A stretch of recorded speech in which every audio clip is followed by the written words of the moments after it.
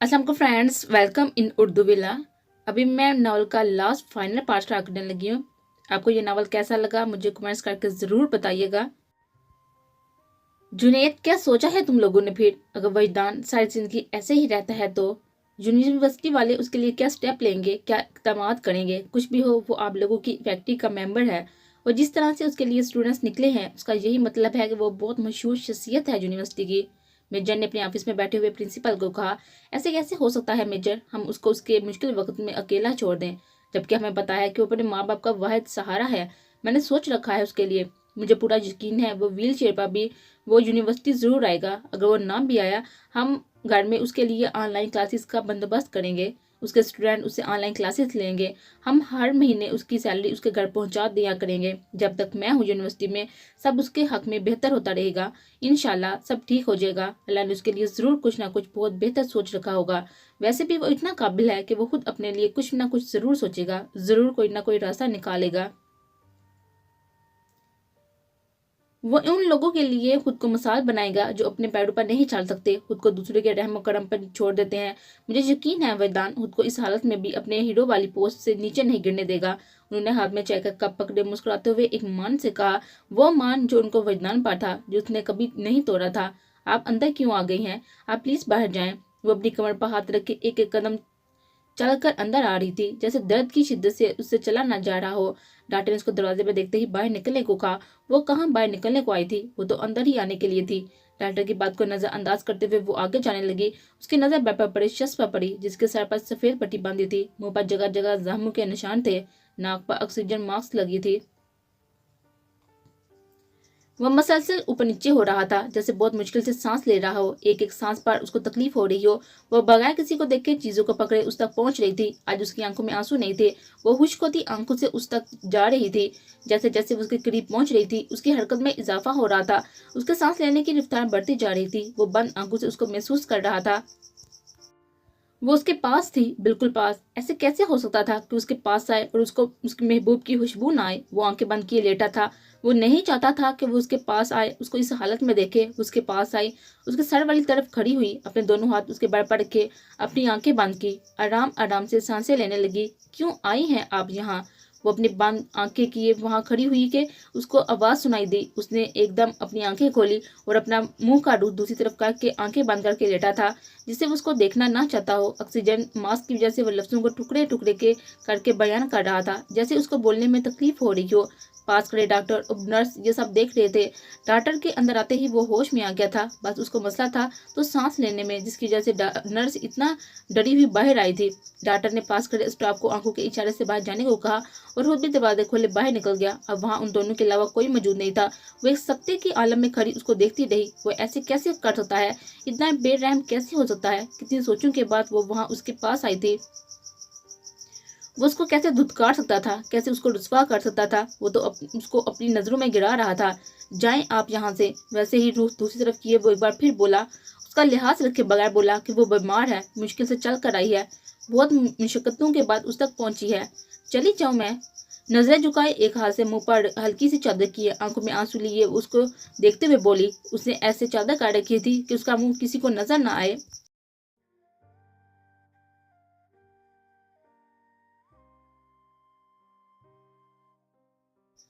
एक हाथ से वो मुसलसल चादर को आगे करती रही थी। हाँ, चली जाएं आप यहाँ से। उसने एक बार फिर उस बेरहमी से कहा, अपने हाथों की मुट्ठियों में बैठ बैठ पड़ी चादर को मजबूती से पकड़े।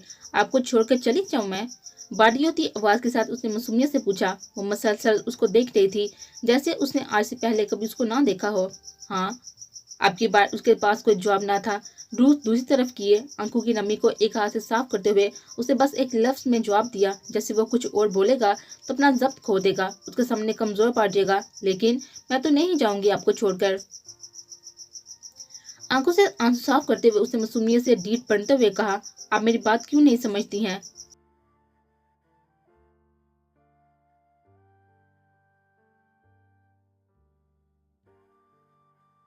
गुस्से से बोलते हुए वो उसकी तरफ मुड़ा, उसको अपने सामने खड़ा देखा। अब उसके दोनों हाथ नीचे थे, चादर उसके चेहरे पर ऐसे थी कि एक तरफ बिल्कुल छुपा था। उसकी आंखों में आंसू थे। उसकी महबूबा उसके सामने खड़ी थी, फिर भी उसको देखने की हिम्मत नहीं कर पाया। उसको एक नजर देखते हुए उसने अपना रुख दूसरी तरफ मोड़ दिया। आंसू उसकी आंखों से निकलते हुए तकिए पर गिरने लगे। वो आंसू साफ नहीं करना चाहता था, उसको महसूस करवाना चाहता था। वो रुख दूसरी तरफ किए रो रहा था। इधर देखिए मेरी तरफ। आपकी बार वो थोड़ा आगे हुई, एक हाथ तो उसके बेड पर रखा और आराम से उसके पास उसके बेड पर बैठी। इस वक्त वो भूल गई थी कि खुद भी बीमार है, उसको भी दर्द है। उसको बस इतना ही याद था कि वो विजदान के पास है।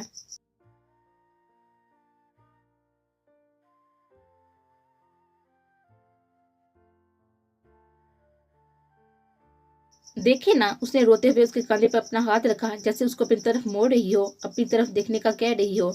उसके कंधे पर हाथ रखते ही उसने अपनी आंखें बंद कर ली। वो रो रही थी, उसे कुछ मांग रही थी। कितना बेबस था वो, कुछ देना तो दूर उसकी तरफ देख भी नहीं सकता था। नाराज है मुझसे बहुत। आंखों में आंसू लिए वो एक बार फिर बोली, जैसे वो चाहती हो सामने लेटा शख्स उससे बात करे, अपनी चुप को तोड़े। जाए ना यहाँ से आप। वो जो कुछ वक्त पहले खुद को बहुत मजबूत बना रहा था, एकदम से हार गया। उसकी तरफ अपने चेहरे का रुख करते हुए सिसकियां ले लेकर रोने लगा। क्यों रोते हैं आप? उसके करीब हुई, उसके चेहरे पर हाथ रखा, उसके आंसू ऐसे साफ करने लगे जैसे कोई माँ अपने बच्चे को प्यार करती है। आप खुद को क्यों बर्बाद कर रही हैं?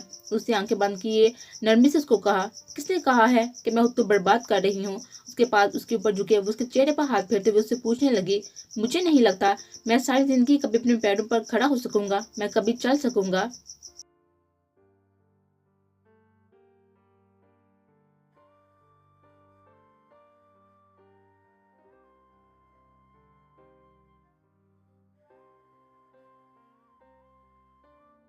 उसने गहरी सिसकी लेते हुए कहा, जैसे उसके पास अपने पाँव नहीं खो दिए थे, इस लड़की को भी खो दिया था, जिसको इसने दिन रात दुआओं में मांगा था। मैंने तो आपसे मोहब्बत की है, फकत आपसे। अगर आप सारी जिंदगी होश में ना भी आते तो मैं तब भी आपका इंतजार करती, आपके पास ऐसे ही बैठी रहती, आपकी दाढ़ी को देखती। आपको पता है कितनी अच्छी लगती है मुझे आपकी दाढ़ी, आपके चेहरे की मुस्कुराहट। उसने आराम से उसके मुंह से मास्क नीचे किया, जैसे वो नॉर्मल सांस ले रहा हो, सही से बात कर रहा हो। उसे इजहार मोहब्बत कर रही थी, बच्चों की तरह उसे बातें कर रही थी, जिसे वो सब कुछ भूल गई हो। उसको याद ही ना हो कि सामने बैठे शख्स से उसकी इस तरह पहली मुलाकात है। उसको सदियों का बंधन लग रहा था, जिसे वो सदियों से उसको जानती हो, रोज उससे ऐसे बातें करती हो। आप मेरी बात क्यों नहीं समझ रही? क्यों नहीं लेती है मेरी बात? उसे नजर झुकाए हुए कहा। एक लम्हा भी ऐसा नहीं हुआ था कि उसको देखता। आज पहली दफा थी जब उसके सामने मुकम्मल नकाब उतारे बैठी थी, उसकी होकर बैठी थी। फर्ज करें आप बिल्कुल ठीक हो, मैं ऐसे आपके सामने बैठी हूँ। मैं आपको कहूँ मैं एक मुकम्मल औरत नहीं हूँ, मैं बीमार हूँ बहुत, मेरा एक गुर्दा नहीं है। जिंदगी में आप पे बोझ बनी रहूंगी तो आप क्या कहेंगे? छोड़ जाएंगे मुझे? उसने नरमी से उसका चेहरा ऊपर किया, जैसे वो चाहती हो उस बात का जवाब उसकी तरफ देख कर दे। आपको मैं मर कर भी ना छोड़ूं, आप मेरे पास हो, मेरे साथ हो, बस यही बहुत है।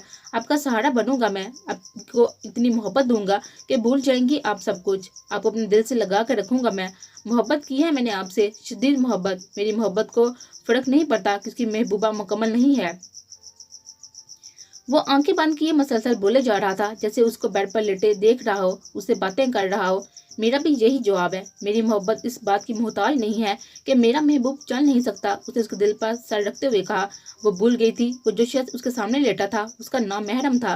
वैसे भी मोहब्बत कहाँ देखती है, वो किसी नाम महरम से हो रही है या महरम से, वो तो बस हो जाती है। कुछ खास दिलों को कुछ खास लोगों से, कुछ खास दिलों को इश्क के इल्हाम होते हैं।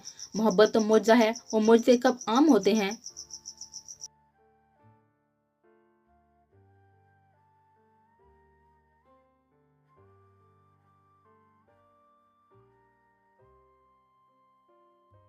उसके दिल पर सर रखते ही वो कुछ वक्त पहले अपना सारा दर्द भूल गया। आंखें बंद किए उसने उसके कंधे के गिर्द अपनी बाहों का हार डाला, जैसे उसकी बाहों में पूरी दुनिया समो गई हो, उसको उसकी कायनात मिल गई हो। मलका, बहुत मोहब्बत करता है वजदान तुमसे। कुछ वक्त के बाद उसने अपने दिल पर सर रख के उस लड़की को देखा।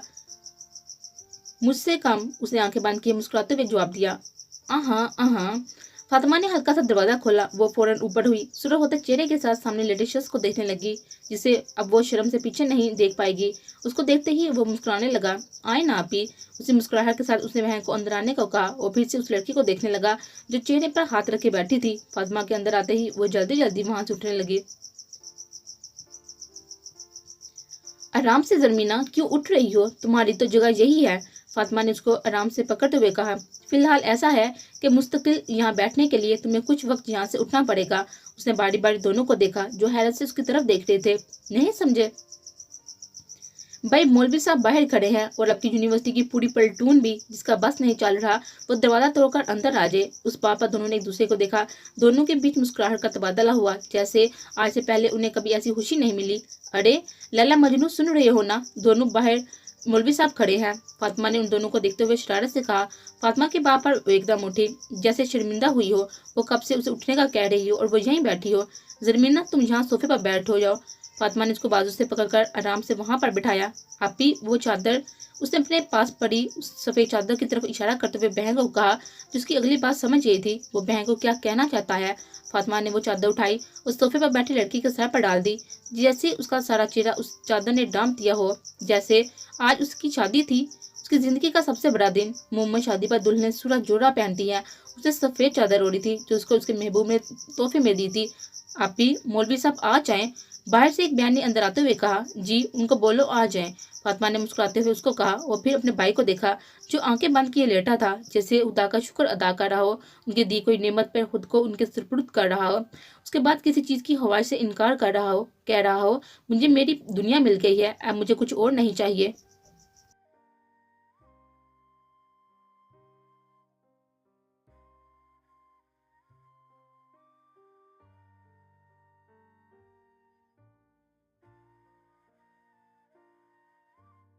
जरमीना सवाती वल्द इब्राहिम खान सवाती, आपका निकाह सैयद वदान हुसैन शाह वल्द अब्दुल रहमान शाह के साथ वकील की वकालत से गवाहों की मौजूदगी में अल्लाह सुब्हानो व तआला को हाजिर नादर जानकर हजूर अक़दस की सुन्नत की पैरवी करते हुए शरीयत मुहतारात के मुताबिक हक महर 2 लाख रुपए सिकर राजुल वक्त तय पाया है, आपको कबूल है?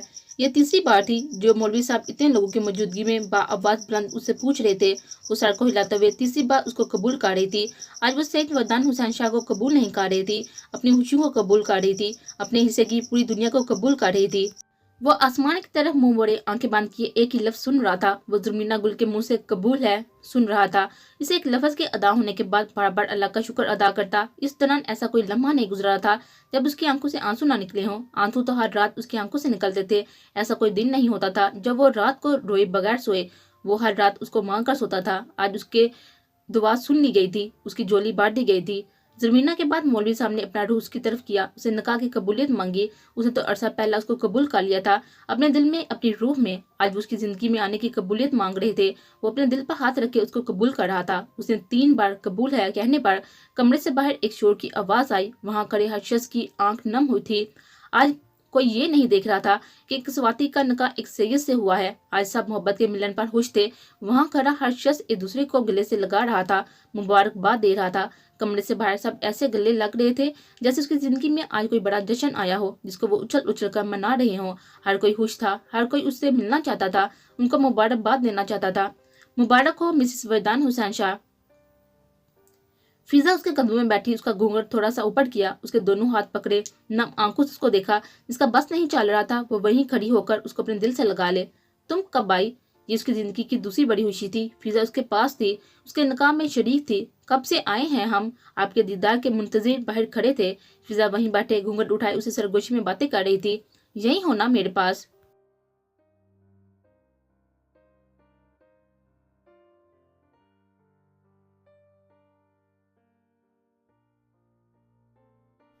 यही हो ना मेरे पास। फिजा के चेहरे पर प्यार से हाथ रखते हुए उससे कहा, अब हमारी क्या जरूरत आपको भाई?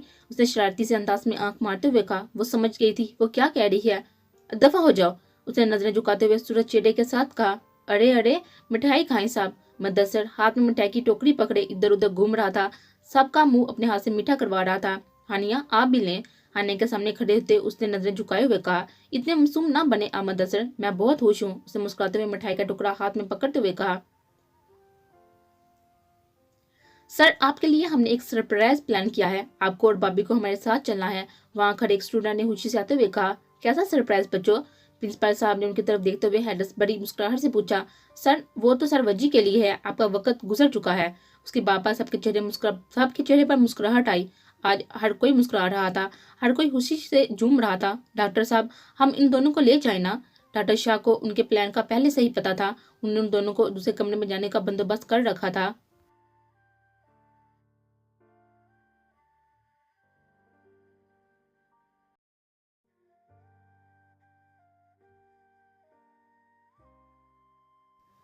वो कमरे में पहले लाया गया था। वो हॉस्पिटल की बेड पर आंखें बंद किए लेटा था। अमूमन ऐसा होता था कि कमरे में दुल्हन पहले लाई जाती थी, मगर यहाँ शादी वैदान हुसैन शाह और जमीना गुल की हुई थी। यहाँ दूल्हा पहले लाया गया था। ये अनोखी शादी थी जो अस्पताल में हुई थी, इतने लोगों की मौजूदगी में हुई थी। आराम से चलो जमीना गुल, इतनी जल्दी भी क्या है? फिजा ने बाजू से पकड़ते हुए उसे शरारत से कहा। वो एक एक कदम आगे आ रही थी। दरवाजा खोलते ही उसे लगा जैसे वो किसी बाग में आई हो। हर तरफ मोतियों के फूलों की खुशबू बिखरी हुई थी।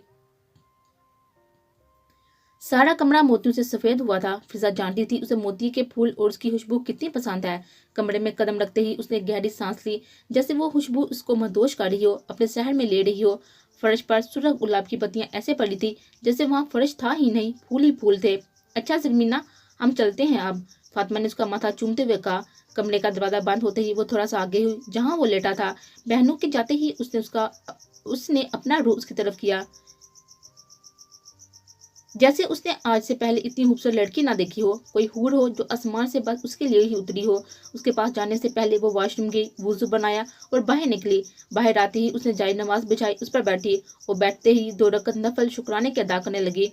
उसने पहले से सोचा था कि जब भी वो उसका होगा, वो दोनों शादी की रात एक साथ शुक्राने के नवाफिल पढ़ेंगे। उसने एक दफा शुक्राने के नवाफिल पढ़े और फिर दूसरी दफा नियत की। अब की बार वो नियत सामने बैठे फैजान की तरफ से थी, जो मसलसल उसको देख रहा था। उसके कमरे में आने के बाद ऐसा कोई लम्हा नहीं था कि उसने उस पर से नजरें हटाई हों। उसने आंखों से मोहब्बत का सफर नका तक तय किया था।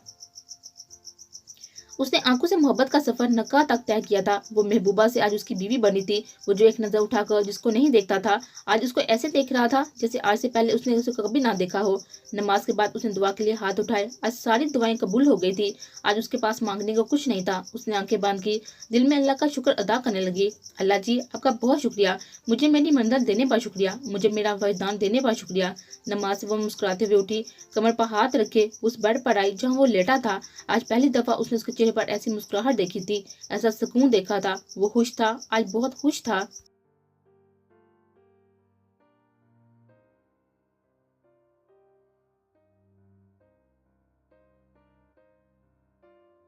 मलका, देखो ना, आज मेरे पास तुम्हें देने के लिए कुछ नहीं है। उसने उसका हाथ पकड़ते हुए कहा। उसके करीब हुई, इतने करीब कि हवा का गुजर भी दरमियान से ना हो। उसने उसके दिल पर हाथ रखा। फिर, मुझे ये साथ चाहिए था हाँ साहब, मुझे और कुछ नहीं चाहिए। आपसे बड़ा तोहफा भी कोई हो सकता है मेरे लिए? मेरी सारी खुशियाँ आपसे हैं, फकत आपसे। आप मिल गए हैं ना तो मुझे सारा जहां मिल गया है। उसके सीने पर सर रखे उससे बातें कर रही थी, उसको अपनी खुशी बता रही थी। जो सुकून उसको इस वक्त मिल रहा था, उससे पहले ऐसा सुकून कभी नहीं मिला था।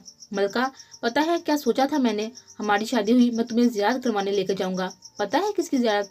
आका के घर की जियारत। मैं वहाँ अल्लाह का शुक्र अदा करूंगा, उसने मुझे पाकीज़ा औरतों में से एक पाकीज़ा औरत दी है। मैं अपना सर सजदे से उठाऊंगा ही नहीं, तुम मेरे पास होगी। आका के सामने तुम्हें अपने दिल से लगाऊंगा। उनसे वादा करूंगा कि जैसी मोहब्बत आपने अम्मा आयशा जान से की है, मैं वैसी मोहब्बत आप अपनी जमीना गुल से करूंगा। मगर वो खुशी खुशी उसको बता रहा था, प्यास उसके बालों में अपनी उंगलियां चला रहा था कि वो अचानक चुप हुआ, जैसे उसका ये हवा अब हवा भी है। मगर क्या? उसने चौंकर की तरफ देखा, जैसे वो मगर के आगे का जुमला भी सुनना चाहती हो। मगर अब ऐसा कुछ भी मुमकिन नहीं है। उसने आंखें बंद करते हुए दुख से तकलीफ से कहा। ऐसा क्यों मुमकिन नहीं है? आप जब ठीक हो जाएंगे ना, हम उसी महीने चले जाएंगे। मुझे यकीन है आप बिल्कुल ठीक हो जाएंगे। उसने उसके दोनों आंखों को बारी बारी चूमते हुए कहा। मलका, पता है मेरा दिल क्या चाहता है? हमारी पहली बेटी हो जो बिल्कुल तुम्हारे जैसी हो, मासूम, पकीज़ा। उसने मोहब्बत से उसकी तरफ देखते हुए कहा। उसको देखकर मुस्कुरा रही थी। लेकिन ये बात सुन ले, बच्चों के नाम मैं ही रखूंगी। उसने एक बार फिर उसके दिल पर सर रखते हुए मासूमियत से कहा। जी वजदान के दिल की मलका, आप ही रखना। वैसे क्या नाम रखेंगी आप?